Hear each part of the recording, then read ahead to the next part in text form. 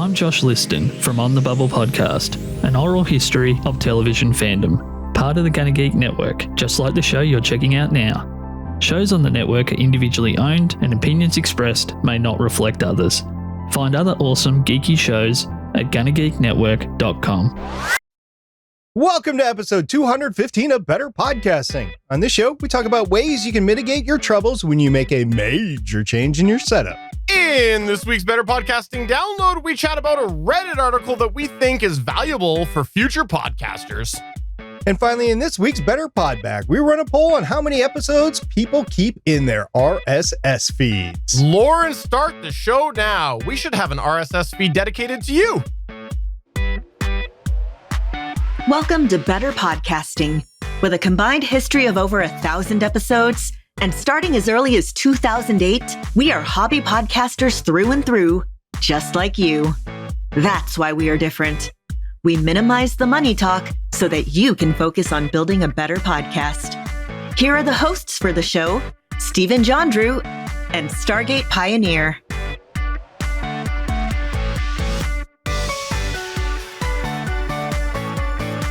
Welcome to an all-new episode of Better Podcasting. I am Stephen Jondrew, and I am pleased to say that SB is here again this week. I am. We've hit the waves, the electronic waves of 2020 running, and we're just excited to be back. One of the things we talked about last week is that I have added a new piece of gear to my setup. Yes, I have. It is a Blue Yeti. It is a Blue Yeti Rumbler. No, not a Blue Yeti microphone. Blue Yeti Rumbler. And I've been requested to do a short, quick gear review of my initial use, because I did start using it after we podcasted last week. And I will tell you, I will fill it full of hot coffee directly from the Keurig. I will put it in the car. I will drive to work, which is about anywhere from a 12 to 16 minute drive, depending on how fast I go, depending on how many lights I hit, that sort of thing. And I will get to work, and it keeps the coffee too warm. So I will get to work and I still can't drink it, but yet, and then I put it down in the console, and then I walk into work. I don't take it into work with me. I have my own coffee cups at work, and just like, no, I'll just leave it in the car and I'll get it later. Maybe it'll be warm when I get back out. And I will go back out to the car. And this happened 3 times already. Go back out to the car, and it is at best lukewarm. Now, this is at least 8.5, 9 hours later. So yeah, the Blue Yeti does not work for a work day, although it probably works for like a morning. You know, as you were talking about that, the astute audio listener might have heard the liquids within your Yeti making a little bit of noise as they swished around. We could hear that little sloshing sound, little sloshing, yeah. But there is a little left. The fun fact is that still made less outside noise than a Blue Yeti microphone. Oh, so you're saying that a Blue Yeti microphone picks up a lot of exterior sound? Perhaps that is what I'm saying. But no, okay. If you would like a Blue Yeti of your own, we're pleased to say right now we're going to recommend that you go buy one. We're not with no contest. There's nothing. There's nothing. 20 ounce Rumbler right here. Yeah, there you go. Ounces. Just go to the store and beware lots of knockoffs. Before we go into our featured topic, we want to encourage you. If you have what's called a How I Say My Podcast story, and you had something go wrong and you think that people would benefit from sending it to us and having us talk about it on the show, please feel free to send that to us if you'd like, and we'll see if we can make room for that in a future episode. You can email podcast@betterpodcasting.com, and we also have a full video companion of this show. So we would encourage you to send a video clip, because we would love to play your face on this show, because we all know the video viewers need a break from seeing our ugly mugs.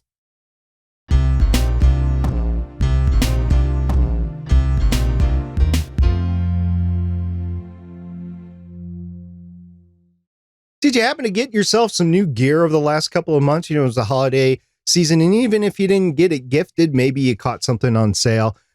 Have you maybe been too afraid to hook it up for fear of ruining a good thing, your setup the way it is? I've actually been there before. I know Steven has as well. Sometimes it's just we don't have the available time, and sometimes we're like, no, I don't want to ruin anything before this next show.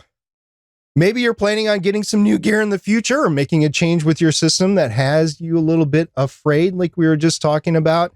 over the years, we've both had a variety of times where we've upgraded a critical part in our setup, emphasis on critical part of the setup, or just made a simple change where something could go wrong, and sometimes things have gone wrong.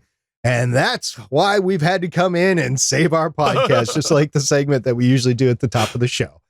Now, when you're making a change with your setup that involves a critical part of your setup, there can be a critical problem if something goes wrong, but sometimes you can do things to help minimize that, and you work out your audio path as you would just normal. So some things can be simple, some things can be cumbersome. Today, we're going to share some of the ways that we've been able to help mitigate some of the risk and hopefully make it very simple for you to upgrade that gear. Let's kick it all off with some simpler ideas and concepts before we move into a couple more advanced things. The first thing that we want to say as you go and try to work out your new normal here is a concept we've talked about in various different avenues of podcasting, and it's 3 words: make a plan. As you consider making these changes to your setup, it's a really good idea to take the time to plan out what exactly needs to happen as you change out those components. Consider things like, what actions are you going to have to take? Do you have what you need to go through with those changes? For example, do you have the right audio cords that are needed? Or maybe it's as simple as, do you have the right recording media for your new setup?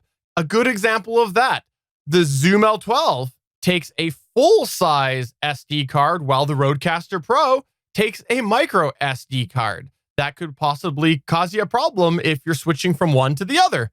Are there possibly drivers that you need to install to make said gear work? It's important to consider all of these variables so you don't end up going to make the change and realize that you've put the cart before the horse. Having a plan also helps because it's going to give you a bit of an idea of when you want to best execute on the idea you have in mind, because you can make sure that you've considered all these little variables that's going to be involved with the change, and make sure you've got the time and the capacity to be able to properly implement that change. Let's talk a little bit more about what you just said there, Stephen, and that's time. Give yourself a reasonable amount of time to make the change. Don't make the changes right before you record. It's a recipe for disaster. I would say even making the changes the day before you're going to record could be a recipe for disaster.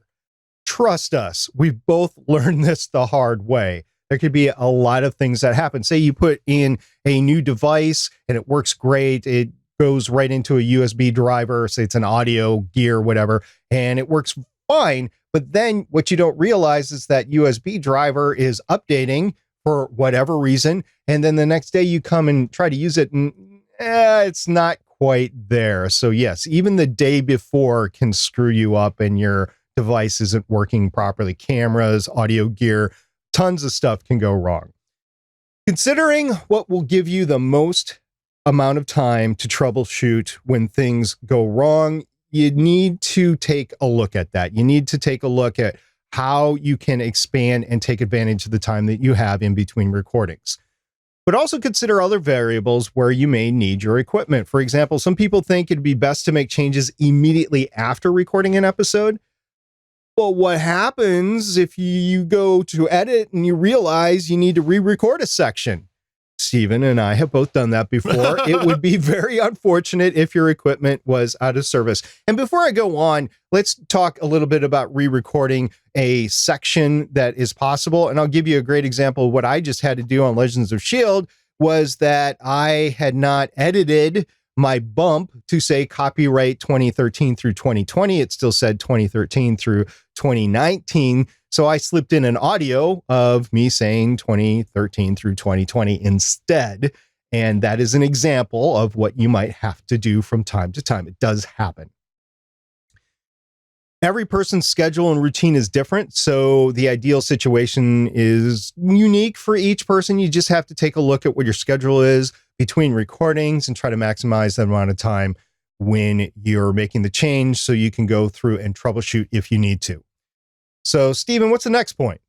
Well, the next point kind of ties into planning your ideal time, but it is really worth its own highlight. We recommend that you take the time to test out your new setup in a sort of offline or non-critical timeline. Basically doing a dry run with your new setup before it's actually showtime, recording time.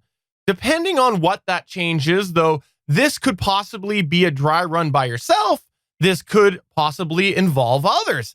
Here's an example.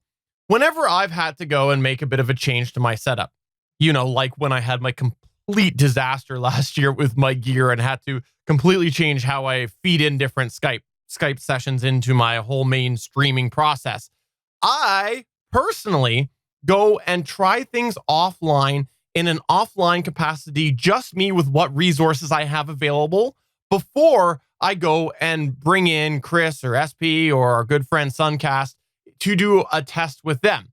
The idea being that I can go and I can make sure that my mix minuses are working fine using my own gear, even if it's a crummy laptop or just my phone. I can make sure all of the basic check marks are there. And then I can do a full scale test with them and making sure really to treat their time valuably and make sure we're not testing the basic issues. We're testing the true core components, the things that might happen, like high resources because they're all using 1080 cameras, things like that.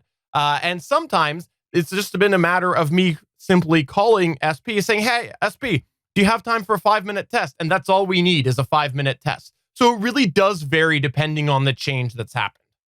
Just want to back up a second. You said you had a major failure last year. Your computer failed. I've had not one, but 2 computers fail. And even though we have our mobile gear we can rely back on in order to actually get a podcast out on time, it is very cumbersome. And in the case of losing our main computer, then you have to worry about the editing afterwards. And it's never going to be the same. And you just feel like the show is not the same quality. Sometimes it's even better for the listener because they get to hear you excited and all pumped up because your adrenaline's working and stuff like that.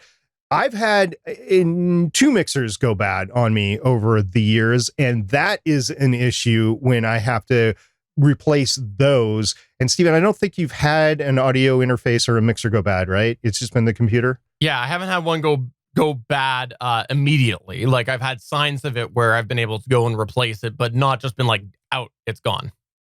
So that is the point that I'm trying to get across here.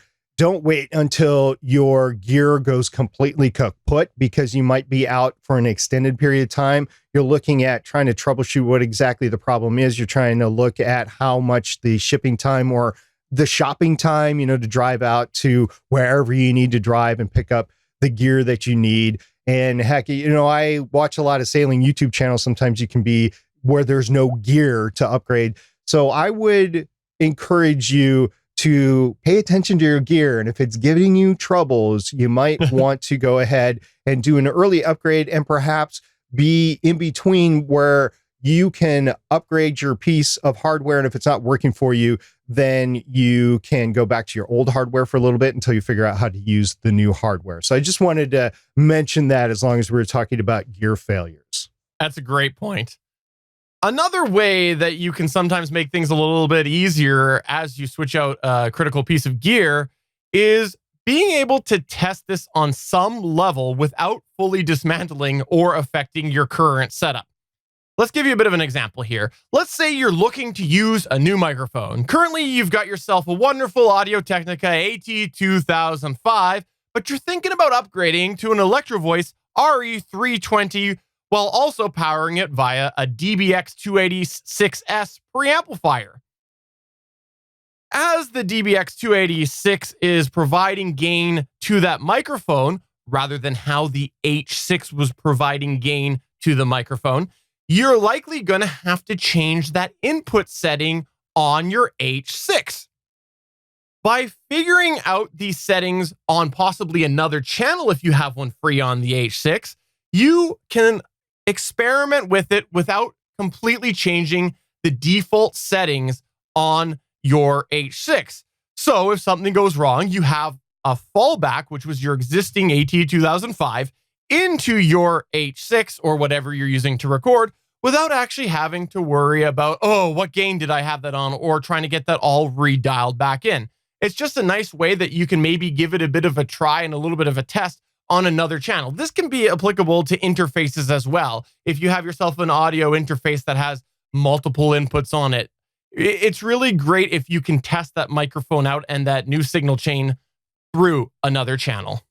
Of course, we should also talk a bit about when you're making changes beyond the just one thing. What happens if you're taking multiple things into account and making multiple changes?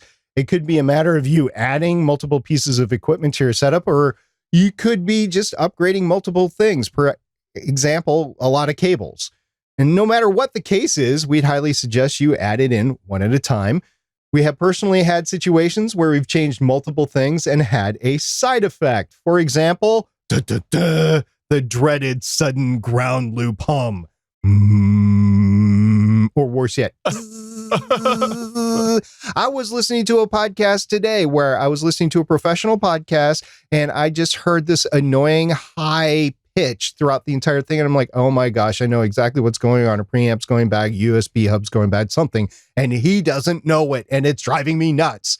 And I wish that I could just EQ it out of my car stereo and I couldn't. So anyway, switching just one thing at a time can be a good way to identify anything that might be causing an issue without having to go back and try to trace things item by item or cable by cable.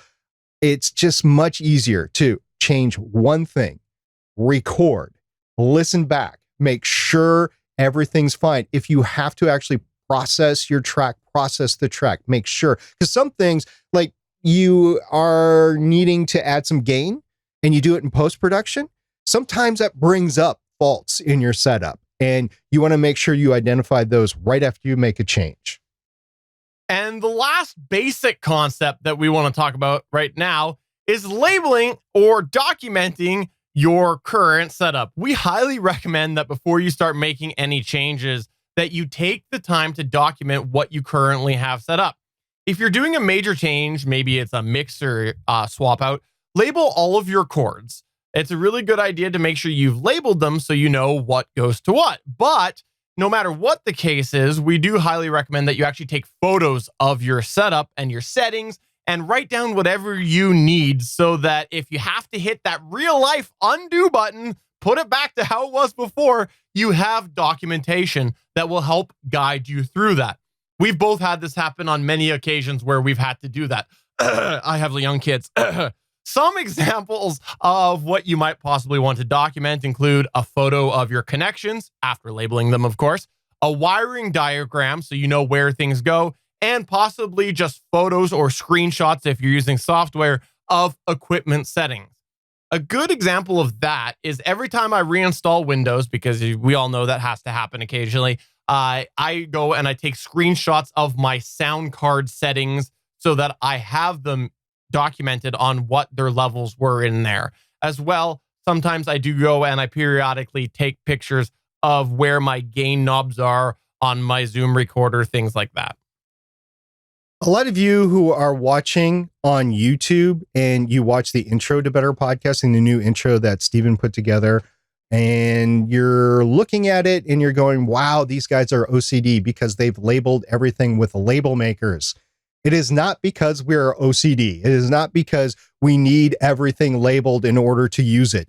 It is because when we are troubleshooting, we need to know exactly what button is doing what and what cable is going where, because we have spent hours and days in some cases trying to piece back together something or trace down a problem. That is why we have everything labeled, not because it looks nice and pretty, although it does, I'll admit it, and it looks like we're organized, which we're not, but it looks like it is because of the troubleshooting. And before we head on to some of our more advanced ideas, if you didn't know this, we do stream this chat live at Geeks.Live, usually on Wednesdays at 8 p.m. Eastern. And we have a chat room where people can interact. And after we mentioned that point there about labeling, we have in the chat a fellow named Suncast who brought up a really good point as well, is if it's a long cable, make sure to label both ends if you can't see where it goes in the other end. Very valuable point, because again, then you know what goes where. Now let's move on to the category where we have some creative suggestions as you work through making changes to your setup. While many of these examples may not directly apply to you individually, we hope that the general concepts will give you a bit of a starting point when considering your specific circumstances. Let's start off with a simple concept: switching your microphone. Switching your microphone sounds like a really simple concept. However, there are many things that can go wrong with it. First of all, what if you find your gain isn't dialed in right? What if you find out that things are a bit clippy when you have the energy of recording, meaning you're kind of shouting? What if you find that you just don't sound that good on it after all? Maybe the EQ is bad. If you use a recording method that allows multiple recording inputs, see if there's a way that you can record using both microphones for at least the first show. This might involve an extra stand, extra cables, and of course, extra setup completely. However, if you have a mic on each side, at least you have your current microphone to fall back on as a backup recording.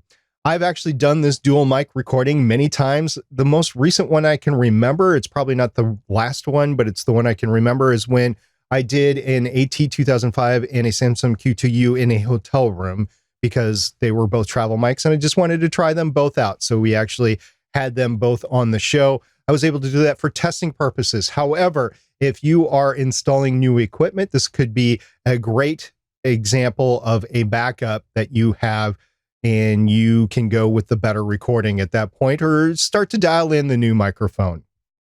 But what if you're looking at something a little bit more advanced than just simply switching out your microphone? What if you're putting a piece of equipment completely into that signal chain between your microphone and the end recording device? If there's any processing involved with that equipment, there's a chance that this could go horribly, horribly wrong. Let's give you another example. Let's say you're going back to that DBX286S. You're finally putting that in. Essentially, a DBX286S will manipulate your sound, meaning that there's options in there for compression, for EQ to a degree, gating, things like that. It's processing that sound. As such, with those variety of settings, there's a recipe for disaster if you don't dial that in. Maybe you sound like you're constantly getting cut off because your gate's too hard, or you sound super muddy because you're not EQing that right. Well, a DBX286, there's a fun fact about that. There's actually what's called an insert on there. And if you use the, quote, half click, end quote, method, look it up, it's a real thing. If you use the half click method, you can actually extract just the signal that is after it's getting the gain, but before all of that processing. This can be super helpful if you have a way to capture both the proper output of the DBX286S as well as that insert signal, because at the end of it, you'll have one track that is not processed, one track that is processed, and if you did something really, really bad with that process, you have the raw audio essentially to fall back on. And fun fact, I've actually had to do this before with the DBX286. I don't remember the exact example, but I was so happy I happened to have it that time. I remember you being very happy about that. By the way, the half click method, I've searched that before and have had trouble finding out exactly what it is. However, lucky for you, I actually know of more searchability terms to get you in the right direction. Ray Ortega actually did a great video about the half click method. It applies to a lot in audio processing, especially audio mixers, when you're trying to have multiple paths do multiple things. So look it up sincerely. It will help you if you have the capability to do that. So another example that we'll go forth with right now is that some outboard gear has a built-in splitting method. For example, some compressors or equalizers have more than one output. Let's say you use some of this equipment and you're thinking of changing your audio mixer. If you have the space, maybe the audio rack available and the cables, you could take one connection to your current setup and take one to your new setup. This gives you redundancy while you get to know your new equipment if something goes wrong. I actually split my audio out of my Behringer 2600 all the time with my soundboard on Starling Tribune and Legends of S.H.I.E.L.D. I do this as a routine basis. So yes, it is something that you can use to your advantage in your audio setups. But perhaps it's something like that, but a little bit simpler. Let's say, for example, you're looking to do a little bit of live streaming. As such, you're needing to pass that audio into your computer somehow if you're currently just using like a hardware recorder. Some people, when they're thinking about doing some live streaming, will look at buying some form of digital connector or interface to capture that signal. And sometimes those people will just go, well, I've got a way now to get good quality audio into my computer. Why don't I just use Audacity to record and just kind of remove that hardware recorder from the mix? But have you considered simply tailing the audio from that current hardware recorder over into your interface instead? For example, let's go back to the H6. Let's say you're using an H6 to record and you need to have that interface in order to be able to live stream. Well, you could pass from the headphones out or the line out on the H6 into that interface. That way you still have the fallback for the recorder and you also can do your live streaming. This is especially helpful for people who are looking to do dual projects, because sometimes people are not live streaming their podcast, but they do live streaming in between their podcasts. So they're constantly switching cables from their hardware recorder over to that interface and back and forth every time they switch their function or their hobby for the week. Well, if you pass that over, it's the best of both worlds. And again, you're not doing wear by unplugging and plugging in. This same sort of logic could apply to another situation. For example, let's say that you're currently using an Audio-Technica AT2005 microphone via the USB connection into it. And you're using Audacity to record that USB signal. But you've just purchased a hardware recorder. We've mentioned before, one of the things we like about the Audio-Technica AT2005, the Samson Q2U, and the Audio-Technica ATR 2100. This list is just going to grow and grow and grow, and then we're going to have like 8 things to mention.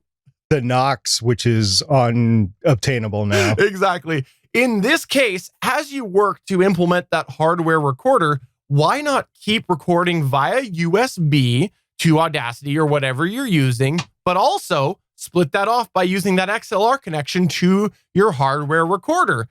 This is going to give you that fallback because presumably you know all about how your AT2005 or whatever microphone works with your Audacity signal, but you might not know the nuances of that hardware recorder. Eventually, you can go and drop that Audacity recording out or keep it going as a backup. But that's just a little example on how you can take a little bit of precautions to help make sure that that goes a bit smoother. For those that have seen our setup as we record in mobile setups, when we're in a hotel rooms, traveling, camping, whatever, that is how we record. We record via the XLR into our hardware recorders. I have a travel Zoom H5 that I've been holding up for the audio or the video viewer on YouTube throughout this recording. And Steven does travel with his Zoom H5 now. And we also have to go USB from the microphone into our laptops usually in order to connect to the other person. So it's just how we normally do it. And it automatically does a backup because we're recording online somewhere and we're recording on the Zoom H5 or H6. So in summary, although there are endless examples that we could share and things we could brainstorm along the way, just of scenarios where you could help create a backup plan while you work through a major change, overall, it comes down to a few key points. Plan your change, give yourself enough time to change, test your change before properly using it, look at the features available and get creative to ensure you have a fallback plan as you work through the change, and work in baby steps, like Baby Yoda steps, where possibly you help minimize the chance of a complete disaster. Have you ever done a major change to your setup? What worked well for you? We would love to know that. What do you wish you have done? What are some lessons learned along the way that you had? Please let us know. You can get a hold of us on Twitter @BetterPod or through our email podcast@betterpodcasting.com. This is the Better Podcasting Download. I was perusing Reddit again. I've had some time to go back to Reddit. I've had some wonderful interactions over the past week and a half there. And I ran into this article that was just benevolent of this podcaster that had been out there for a year. And he's like, you know what? I need to help people because I see these questions all the time. That's pretty common on the internet. It doesn't matter if you're on a subreddit, on a Facebook group, or on Slack chat or whatever. These questions come up over and over again. So Jason Carpenter, that's his name. He goes by Basque5150 on Reddit, and he does the Dead Rabbit Radio Podcast. It's a daily paranormal conspiracy and true crime podcast. So, Jondrew, if you're listening, you might want to check this guy out. We cover the weirdest of the weird, and only the most obscure stories make the cut. He does it on a daily basis, Stephen. Daily. That's amazing to me. Anyway, his Reddit post had the title, Tips for Futures Podcast Producers. I think he meant tips for future podcast producers, but I just, in case I was missing something, I wanted to say the actual title, Tips for Futures Podcast Producers.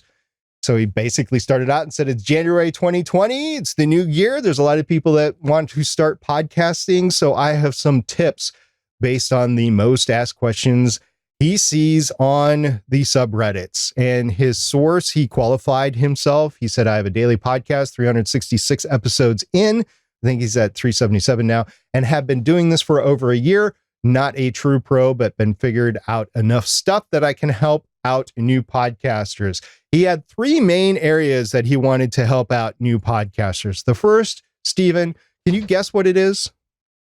Obviously, it was how can I be more like Stargate Pioneer? I believe that is the number one question that podcasters ask over on Reddit. That might be the number one question that you ask all the time. However, that is not the number one question that Jason thought that most Redditors make. Okay, the truth, it's got to be about money. It was how do I make money? The answer was very intriguing to us, and I commend Jason for putting this out here.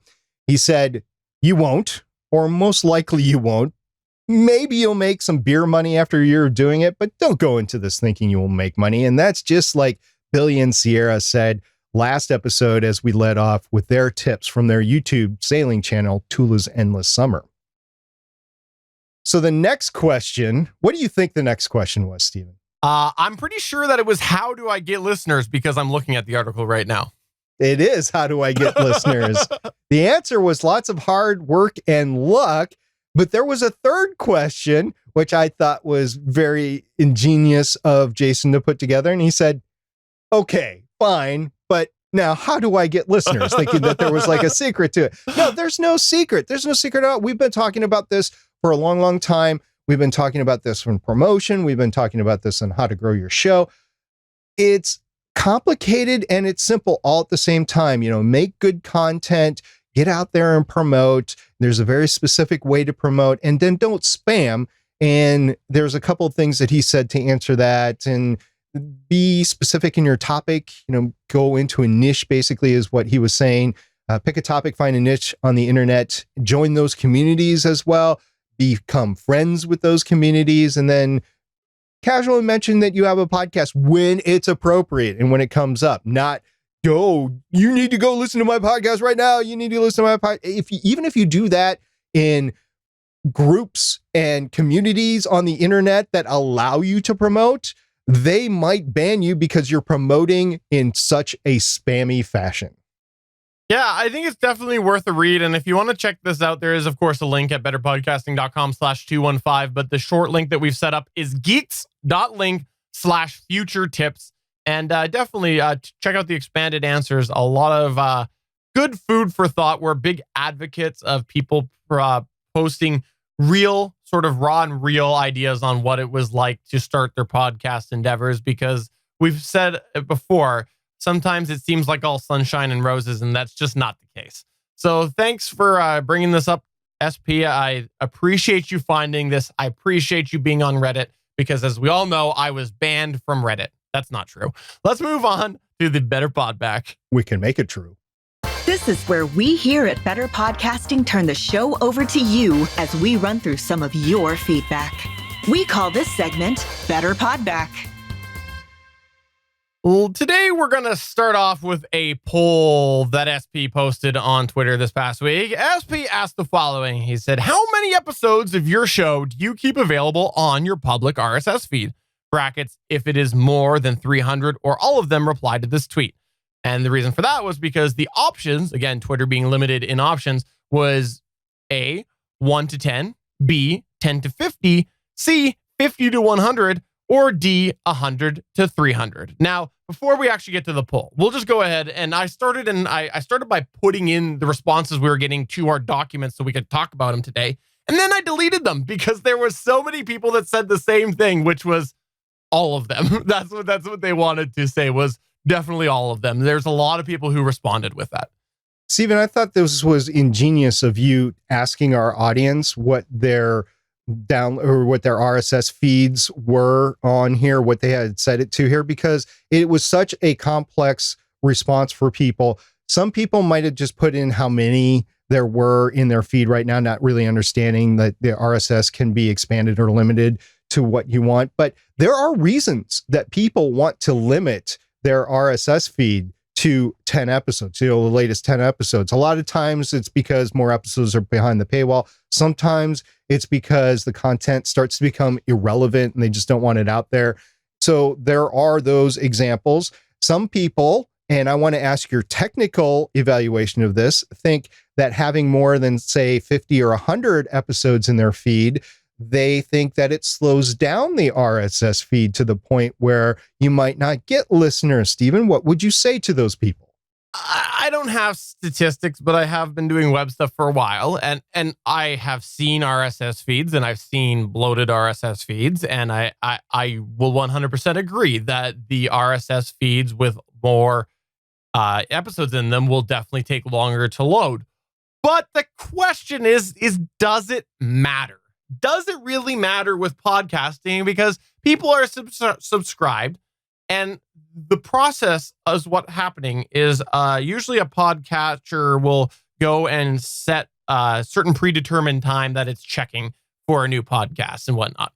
So does it really matter? Because if it's taking a little while to check in the middle of the night, who cares how long it takes? Or on the flip side, does it really matter if your podcast listener is subscribed to a method that is doing that refreshing? Like it's a place that's actually sucking down the file or sucking down the RSS and distributing it out through another method. So there's all sorts of questions that come with that. Personally, I wouldn't be too worried about that. However, like you said, there's other reasons why people might be worried about this. One thing that I thought of that came to mind was, we've talked about all of these random changes that Apple just goes in and willy-nilly makes.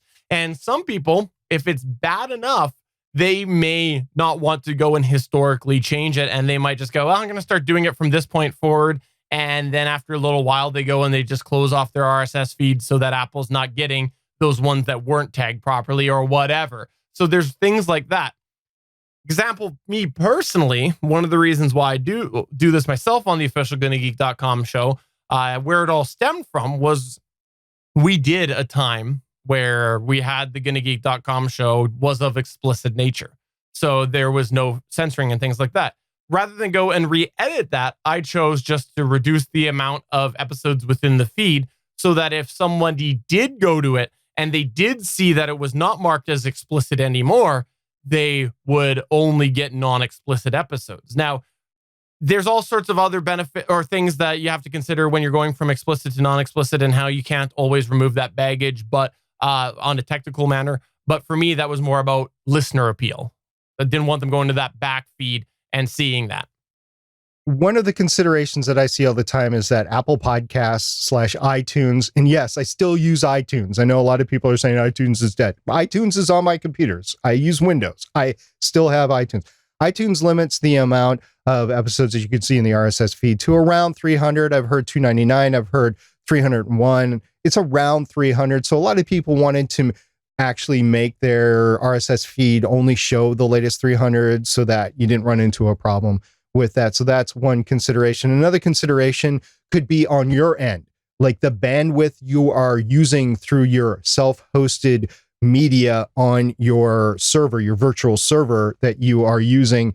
That can become cumbersome if you have too big a show. Like we just talked about Jason, who has the daily podcast, and he's over almost 400 episodes now.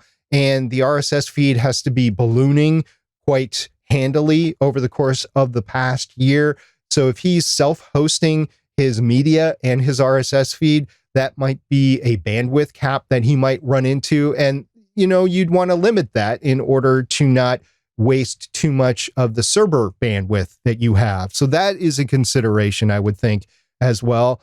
However, we've talked about that a lot. We talked about hosting your own RSS and media on Better Podcasting episode 65. Go check that out if you want to hear all the pros and cons of that, as well as mitigation tips and tricks we have to that, or use one of our recommended podcast media hosts like Podbean. They have no problems hosting a show with 300 or more episodes in their RSS feed. So I want to thank everybody that responded to Steven's poll on this. I thought it was ingenious because it spurred a lot of interaction and you had a lot of variation on the responses. Even though most of them were 100 to 300, you got a lot of actually communication back and forth. So bravo, Steven, bravo.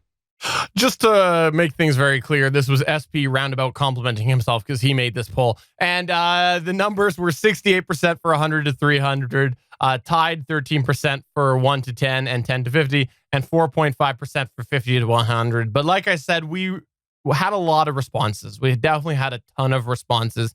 And by the way, the reason you know this poll wasn't from me was because of the fact that it said 1 to 10, 10 to 50, 50 to 100, and 100 to 300. There's some overlap there. I don't make that mistake. Moving on to the rest of the feedback that we had. Your initials on it, buddy. Moving on to the rest of the feedback we had, or some of the other stuff that we had this week. Over in our Discord chat at betterpodcasting.com/Discord, we had Randy Walker ask a very interesting question. He said, why the separate chat during live? As I mentioned earlier in the show, we do stream the show live and we do have a separate chat on Geeks.Live. And I just wanted to expand a little bit on why that is. Well, first off, we have forever been an advocate that if you're going to do a live stream or you're going to send somebody routinely to somewhere, you should have a URL for that you can change the internal components or where that forwards. For us, we send people to a URL called Geeks.Live. That's an actual domain that heads on over to the GonnaGeek live page. And in there, we have the video. We also have the chat room. There has been many, many times that video and one time where that chat room has changed because of situations out of our control. Actually, there's been a few times with the chat room, but permanently it only changed once. And an example of that was we used to use a central chat called Chatwing, to which all of a sudden it just went away. And so we had to come up with another solution. Now, we could use our Discord server for that, but we have people who don't always Discord, or they don't want to Discord, or they've come to the Discord and they've chosen not to be in the Discord. We like to have a central chat room that a variety of different people from a variety of different walks of life can come in and chat during the live and not feel obligated to keep in this or feel like they have to register or things like that. This has been a big thing for me personally when I've been looking at chat rooms over the years, is I've wanted to make sure people had a way that they could guest log in. They didn't have to register. They didn't have to have a Google account. They didn't have to have one specific type of account. Definitely didn't have to have a Facebook account because otherwise SP wouldn't be able to chat. So this is important for me. And we just recognize that sometimes people want to come chat with us while we stream the show live or other shows, and they don't necessarily want to be in the Discord. That's not to say there won't possibly be a way to Discord in the future or that we've looked into possible ways for that. But at this moment, that's sort of why we have it. And also from the video side of things, if all of a sudden the video service goes away, like when SP had to move on from Hangouts on Air, we can also swap that out. So that's sort of why we keep the live element contained. It's a great question. Yeah, that was a great question, Randy. Thank you very much for asking it. We also had a response from Newsreel on Discord, and he said, does SJ have a, quote, beardmance, unquote, with SP's beard? I think so. He's been jealous every time it comes out. He's very jealous of my beard. He's jealous of the fullness, of how it looks, how easy it is to take care of, versus his is, well, let's just say Canadian would be a good description of it. Can I just say, I'm also jealous that it is, every year that I've known you, you're becoming closer and closer to a Santa Claus beard. I'm just saying, it's getting that way. And I can say that as a guy that has been noticing how gray his top of his head's been going, I gotta admit, I'm older than you are. And in some point in the future, you're going to have to find a new co-host because I'm not going to remember to come in and turn on the recording equipment or how to turn it on or anything like that. I'm going to have an assistant just to say, come here, Mr. SP, sit down. It's time to talk to Steven. It's why I multi-track on my end so that I can use that. I see. We also had AL Moral say my ATR 2100 died today. Aw, that is a sad moment when you have a piece of gear go, especially something as critical as your mic. And we had a lot of support, including That Sucks from Waffles. AL Moral came back and said, funeral will be later today if any of you guys want to stop by. And SP posted a fantastic link to a Samsung Q2U pointing out that it was on sale during that day. It wasn't the best sale I've ever seen on it, but hey, if your equipment dies and you need something else, get that sale. And the other thing that we were remiss in not mentioning this on the Discord server, the ATR 2100 has a lifetime warranty. So AL Moral, make sure you check in with Audio Technica about how to send that in for service, and you might end up getting yourself a new ATR 2100. I just thought of that actually as we were going through that we didn't say that. The only thing is, like, this is one of those situations where the SP was alluding to earlier in the segment where gear dies suddenly on you, and what do you do? And if you can wait, but your microphone, you might not be able to wait. You might not have the time to wait for that process. But if you know you have the money there for a Samsung Q2U or whatever, still pursue that warranty, because what's better than one microphone? Two microphones, because if the Samsung Q2U has an issue, now you have the ATR 2100 to fall back on. She does have a co-host who may or may not happen to be her husband. That's true. So, yeah, I'm just saying. Or you can go and you can just put it on display. Not that anybody would ever display a microphone. Think of how dusty they get. I know, no kidding.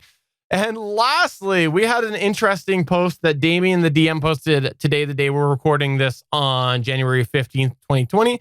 He said, "Oh, really now?" To which he linked a Reddit post, which then linked to an article that talked about how Spotify is allegedly the single biggest podcasting platform.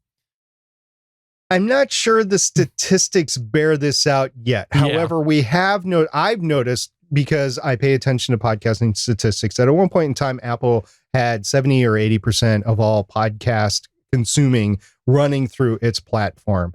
I admit that, I realize that, but it's been steadily and rapidly declining. It's under 60% now. It's starting to border on 50%, and Spotify is growing worldwide. I think also people realize they can get podcasts through where they're already listening to music. Yep. They're like, oh, hey, podcasts are here. So they start listening to podcasts, whereas they wouldn't have gone to a podcasting app before, whether you're on Android or on iOS. And I think it is just something that is going to continue to occur more and more, as people are going to be able to get podcasts through other means other than podcatchers. Now, personally, Stephen, you and I, we love our podcatchers because we can actually, arrange our podcasts that we have. We can delete them. We can keep the ones that we want. We can subscribe to the ones we want. We don't have to subscribe to others.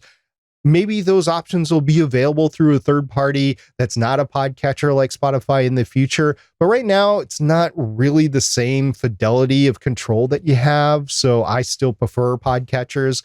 But the general public, like my kids, they will probably never use a podcatcher. They will always use Pandora or Spotify or iHeartRadio or wherever they're listening to whatever they're listening to.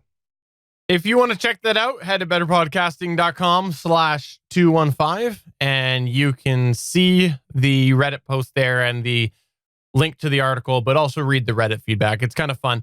And yeah, I think you nailed it. I think people are starting to look in the areas that they already get music and things like that. And it'll be interesting to see where that trends.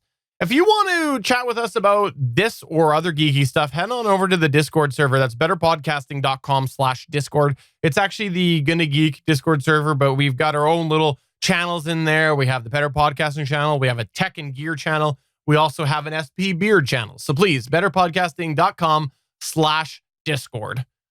SP, that's going to go ahead and wrap it up for today's show. But we should mention we're part of the GonnaGeek Network. The GonnaGeek Network has a bunch of amazing geeky content on it.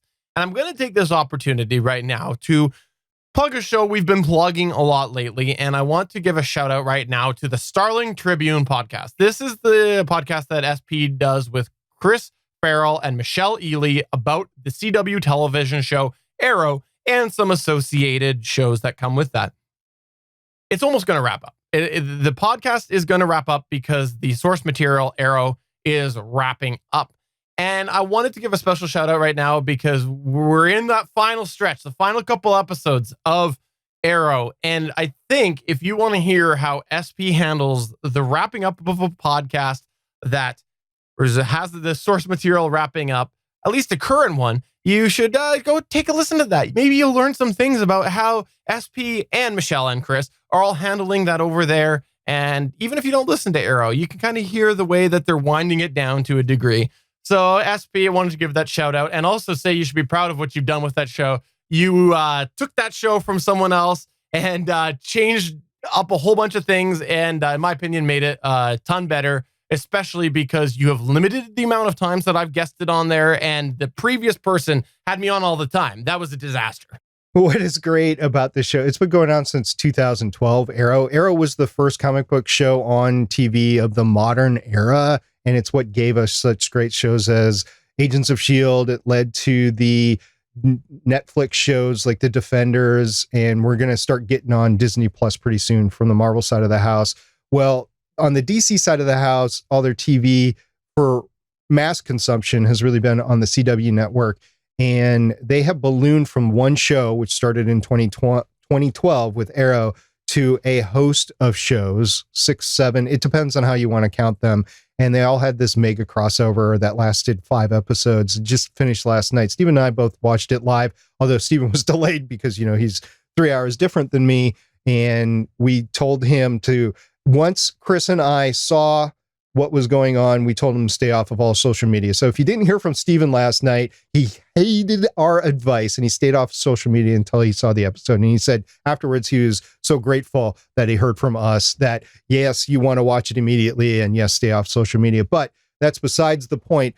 There are only a couple episodes left of Arrow, which means there are only a couple episodes left of the Starling Tribune. The show has been going on since 2012. And it is going to be something to watch when we get to the final episode. And yes, watch is part of what we do over there. We stream the show live on YouTube, on the GonnaGeek YouTube channel, just like we do this show. And I think you're going to see some emotions come out of all 3 of the hosts. I will tell you, behind the scenes, we've had some heart to heart. And while it's been hard to let the show go, we all think it's time. All good things come to an end.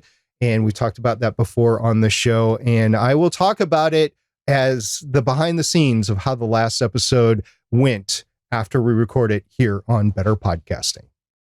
So for episode 215 of Better Podcasting, I'm Stephen Jondrew saying I've had a piece of podcast gear for a couple weeks now that I haven't mentioned. But if you watch the GonnaGeek show, you might know what that is. Tease. I'm SP. We'll see you next week. And don't forget to pick up your Blue Yeti 20-ounce Rambler. Bye. Bye.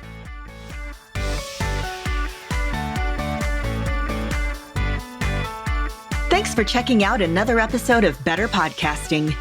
You can find the full back catalog of Better Podcasting at betterpodcasting.com. If you're into geeky podcasts, please check out the other podcasts on the GonnaGeek Network at GonnaGeekNetwork.com. This show was produced and edited by Stephen Jondrew of GonnaGeek Productions. Voice work was done by L.W. Salinas. Thanks again for listening or watching, and we hope to see you again next week.